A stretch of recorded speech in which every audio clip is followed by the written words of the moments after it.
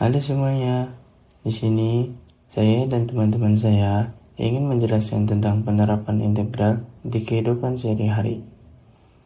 Yang pertama, saya ingin menjelaskan tentang apa itu integral. Integral merupakan bentuk penjumlahan kontinu yang terdiri dari anti turunan. Di zaman sekarang, pada umumnya integral disebut kalkulus integral.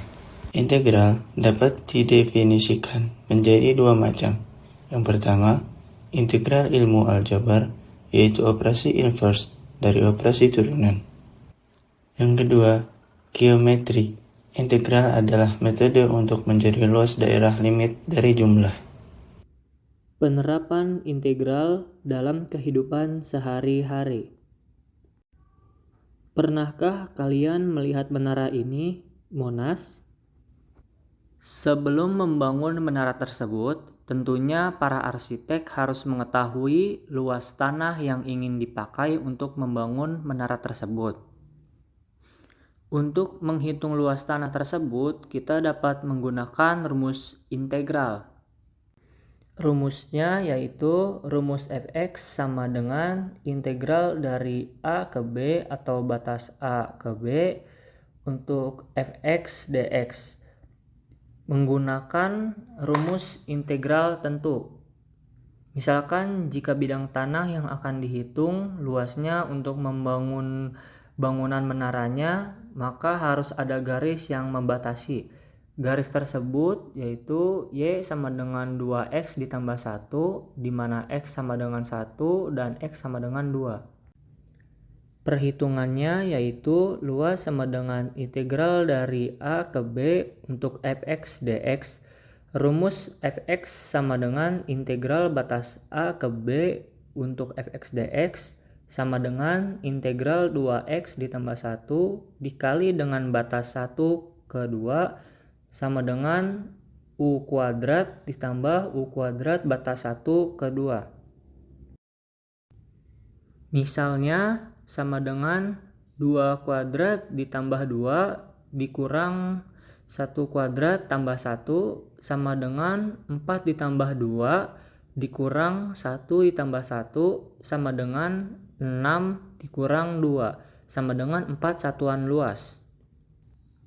Sehingga luas tanah yang dibutuhkan untuk membangun menara tersebut adalah 4 satuan luas. Setelah mengetahui luas tanah tersebut, maka akan memudahkan mereka dalam membangun menara tersebut. Penerapan integral untuk menghitung luas daerah. Prosedur-prosedur singkat yang membantu untuk menghitung luas. Sampai kini, baik untuk daerah-daerah sederhana sejenis yang ditinjau di atas, mudah sekali menuliskan integral yang benar. Bila mana kita meninjau daerah yang lebih rumit, misalnya daerah di antara dua kurva, tugas pemilihan integral yang benar lebih sukar. Tetapi, terdapat suatu cara berpikir yang dapat sangat membantu. Pemikiran itu kembali ke definisi luas dan integral tentu. Berikut cara berpikir tersebut dalam 5 langkah. Langkah pertama, gambarlah daerah yang bersangkutan. Langkah kedua, potonglah menjadi jalur-jalur dan berilah nomor pada suatu jalur tertentu. Langkah ketiga, hampiri luas suatu jalur tertentu tersebut dengan luas persegi panjang yang sesuai. Langkah keempat, jumlahkan luas hampiran-hampiran itu. Langkah kelima, ambillah kemudian limit dari suatu jumlah itu dengan jalan menunjukkan jalur ke nol lebar sehingga diperoleh suatu integral tentu. Contoh kasus sederhana.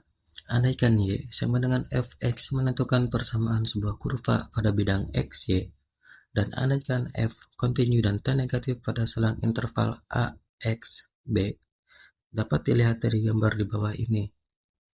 Tinjaulah daerah yang dibatasi oleh grafik-grafik dari Y sama dengan Fx, X sama dengan A, X sama dengan B, dan Y sama dengan 0. Kita mengacu R sebagai daerah di bawah Y. Fx antara X sama dengan A dan X sama dengan B. Luas AR ditentukan oleh AR sama dengan batas atas B dan batas bawah A, Fx dx.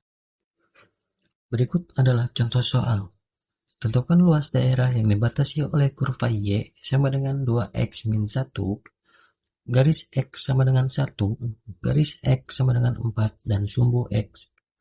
Untuk penyelesaiannya, luas sama dengan integral dengan batas atas 4 dan batas bawah 1, 2x min 1 dx, sama dengan x kuadrat min x dengan batas atas 4 dan batas bawah 1, sama dengan 4 kuadrat min 4 dikurangi 1 kuadrat min 1, sama dengan 16 min 4 dikurangi 1 min 1, sama dengan 12 satuan luas. Jadi, luas daerah yang dimaksud adalah 12 satuan luas. Untuk contoh kasus berikutnya adalah volume benda putar antara dua kurva. Kita dapat memperhatikan gambar berikut.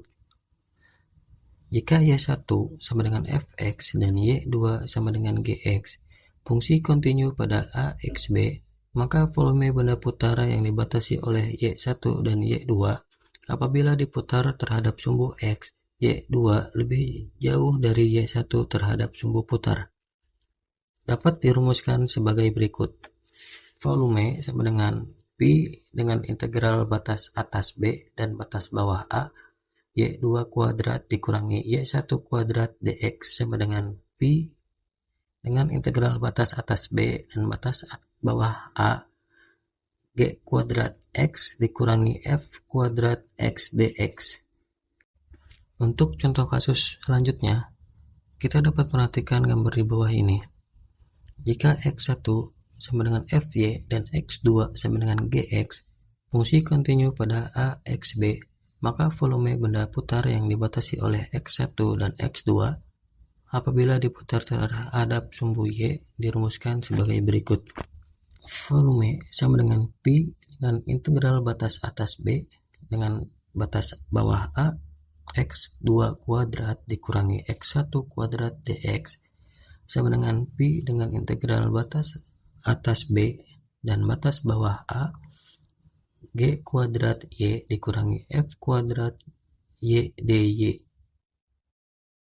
Formula dasar integral tak tentu. Jika ada integral AX pangkat N dx, maka dapat kita selesaikan dengan cara A per N tambah 1 X pangkat N tambah 1 ditambah C. Berikut ini terdapat beberapa contoh soal yang berkaitan dengan konsep dasar integral tak tentu. Yang pertama, tentukan nilai integral dari 8x pangkat 3 ditambah 6x pangkat 2 ditambah 3 dx. Sama dengan 8 per 3 tambah 1 x pangkat 3 ditambah 1 ditambah 6 per 2 ditambah 1 x pangkat 2 tambah 1 ditambah 3 per 0 ditambah 1 x pangkat 0 ditambah 1 ditambah c. Sama dengan 8 per 4 x pangkat 4 ditambah 6 per 3 x pangkat 3 ditambah 3 per 1 x pangkat 1 ditambah c.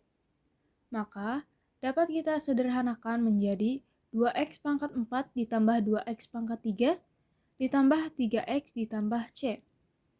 Nama integral 3 dx dapat kita tuliskan 3 per 0 tambah 1 x pangkat 0 ditambah 1. Dikarenakan integral 3 dx itu sebenarnya adalah integral 3x pangkat 0 dx. Karena pangkat 0 adalah 1, sehingga integral 3 dikali 1 dx hasilnya adalah integral 3. Contoh kedua, diketahui fungsi biaya marginal suatu perusahaan adalah MC sama dengan 16Q pangkat 3 ditambah 12Q pangkat 2 dikurang 8Q. Tentukan fungsi biaya totalnya. Jika pada Q 5 unit, nilai TC-nya adalah 500 dalam puluhan ribu rupiah. Integral MC dQ sama dengan 16Q pangkat 3 ditambah 12Q pangkat 2 dikurang 8Q dQ. Sama dengan 16 per 4Q pangkat 4 ditambah 12 per 3 Q pangkat 3 ditambah 8 per 2 Q pangkat 2 ditambah dengan C. Maka dapat kita sederhanakan dengan 4Q pangkat 4 ditambah 4Q pangkat 3 dikurang dengan 4Q pangkat 2 ditambah C.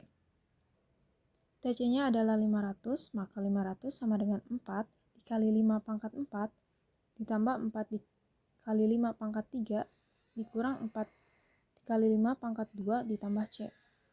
2500 ditambah 500 dikurang 100 dan ditambah C.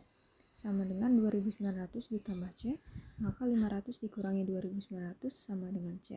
C sama dengan minus 2400. Jadi fungsi biaya totalnya adalah TC sama dengan 4Q pangkat 4 plus 4Q pangkat 2 minus 4Q pangkat 2 minus 2400.